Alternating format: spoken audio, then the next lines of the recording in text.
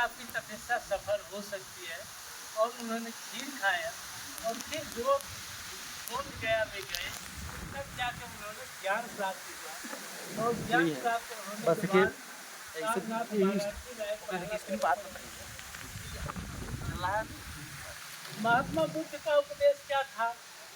समाज में न कोई ऊंच है न नीच है न छूत है, और चाहे शूद्र समाज हो चाहे कोई जात का हो, महिला हो, सबको बराबरी का हक मिले। उसके पहले क्या था?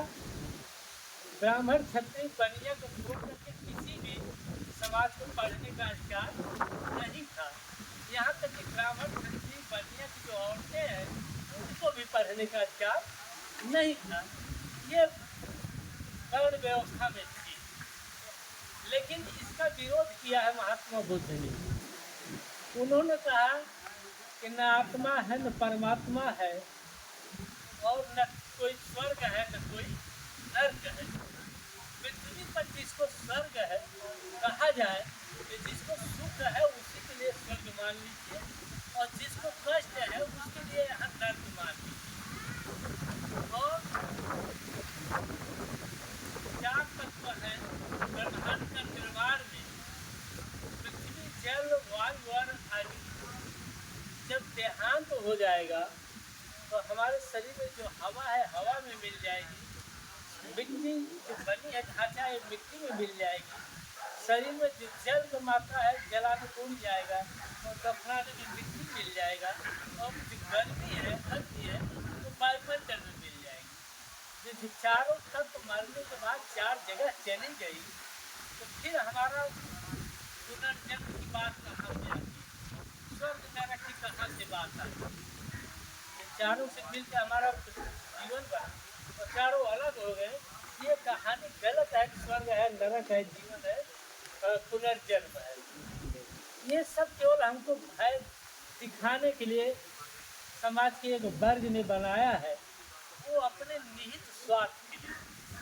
क्योंकि जन्म से लेकर मृत्यु तक तमाम कर्म कांड कराते हैं, और कर्म कांड कराने की जिम्मेदारी समाज में एक ही वर्ग को है। और जब उसको हम उस काम को देंगे तो निश्चित है कि अपने से हम उनको बड़ा मानेंगे और एक रोजी रोटी का उनका एक जरिया बन जाएगा।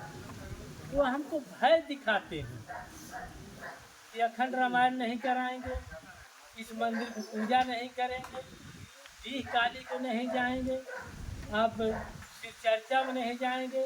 अब तो एक दुर्दिरिया माई सुनने में आया कि निकल गई होगी, उनका भी प्रादुर्भाव हो गया है।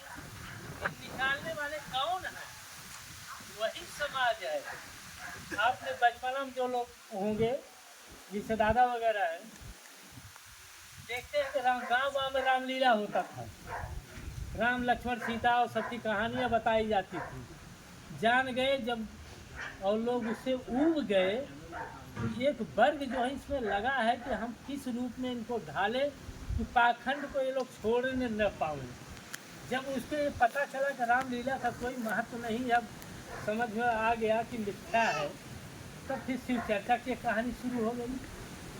कहीं कहेंगे कि मेघवा बाबा निकल गए, 7 दिन महिलाएं जाएंगी, उनको धोती देंगी, कपड़ा देंगी, अगरबत्ती देंगी, फूल देंगी, तो उनके बच्चे सुखी रहेंगे, उनका पति सुखी रहे, बच्चा सुखी रहेगा।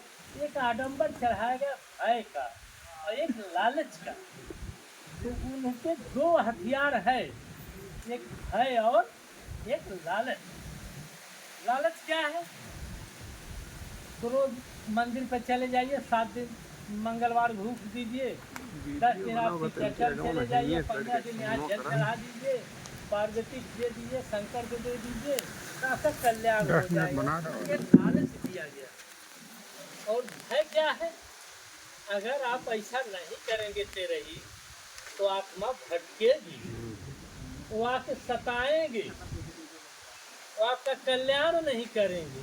ये आपको भय दिखाया जाता है कि भय के कारण ही आप तेरही न छोड़े, उसको करते रहे। किस लिए करते रहे? उनका पूजा पाठ चलता रहे, दक्षिणा उनको मिलती रहे। अब आप सोचिए, आपके पास जेब में अगर पैसा है, निकाल के किसी को चढ़ाते चले जाएंगे तो आपके जेब में जितना पैसा उसमें से कम होगा, और जो उस चढ़ावे को लेगा 10-10, 5-5 रुपये जगह जगह से आएगा, तो उसका जेबा भरेगा और आपका जेबा खाली होगा।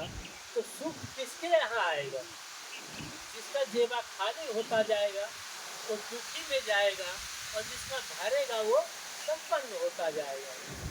आज आप देखते हैं तो टीवी सीरियल में कि ये है, क्या नाम के, कौन जो है मध्य प्रदेश से निकला है, बाबा का नमा भूल रहा हूँ सर, धीरेन्द्र शास्त्री है। धीरेन्द्र शास्त्री है। वृंदावन में टीवी आता होगा, आप लोगों के आस्था चैनल अगर देखते होंगे, दंगल चैनल देखते होंगे, तो सुबह सुबह भजन कीर्तन शुरू होता, राधे राधे कहिए। प्रवचन करने के लिए आते हैं, 8-9 लाख रुपया लेते हैं। तो आपसे क्या शिक्षा देते हैं? जितने लोग प्रवचन में आएंगे उनको क्या शिक्षा देंगे? दान पुण्य किया करो। स्वयं को पैसा लेने के लिए आए हैं, फ्री में बुलाएंगे तो नहीं आएंगे। 8-9 लाख रुपया, 5 लाख, जितना जिसका फेमस है उतना वो ले लेगा।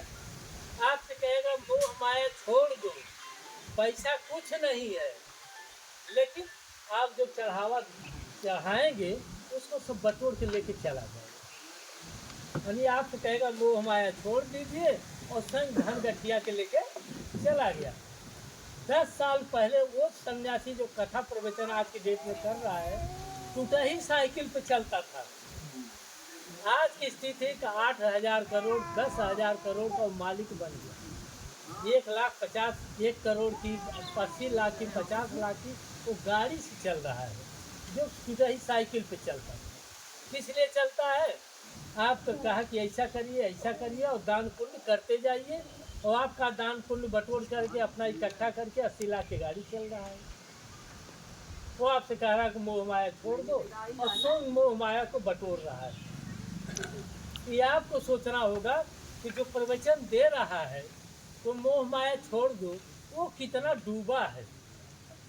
अगर उसको पैसे की माया न होती तो हमारे प्रवचन के नाम पे 8-9 लाख न लेता, हमको चढ़ावा के नाम पर न लेता, लेके इकट्ठा न चला जाता, लेता तो हम जनमानस को वहीं बांट देता कि लोग गरीबों का है, जो घायल है, एक्सीडेंट है, बीमार है, 7:42 जिसका भोजन नहीं है, सबको दान में बांट देता ना, ये पुण्य होता। लेकिन ये पुण्य नहीं कर रहा, वो अपना पेट भर रहा है।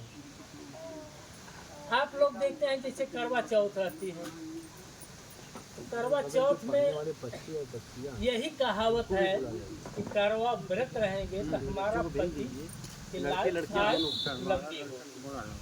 आप इतने सर्वे कर रही है, पिछले साल 2-4 सालों में जितने लोग करवा चौथ, क्या उनका रिश्तेदार है ना, कुछ मालूम ना बा। अरे जीवन है, जन्म होगा तो मौत भी निश्चित है, उस समय है जो जाएगा। और जब ये जान रहे हैं कि हमारे करवा चौथ रहने से भी वो अमर नहीं होंगे, समय आएगा चले जाएंगे, तो फिर भूखने से क्या फायदा? दूसरा लॉजिक ये है, आयु लंबी तब होती है जब आदमी के दिमाग में कोई चिंता न हो, पौष्टिक भोजन हो, तब उसकी आयु लंबी हो जाएगी। अगर कहीं बाहर से आया, किसी कारण बस लेट हो गया, घर आपने 4 बात उसको सुना दिया, भूख लगा है, खाना ले जाएंगे तो वो भी कह देगा खा चीज़, पेट भर गया। यानी जितनी बातें आपने हमको सुना दिया आते हैं कि मेरा पेट तो भर गया, अब नहीं खाएंगे। अब बताइए, नहीं खाएगा तब उसकी उम्र बढ़ेगी कि भोजन करेगा तब उसकी उम्र बढ़ेगी?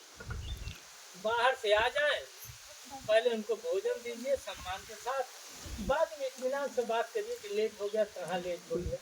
हो सकता है जायज़ किसी काम में फंस गए हो, उचित कारण बस लेट हो गया, तो आप संतुष्ट हो जाएंगे। अगर नाजायज़ बस कहीं होगा तो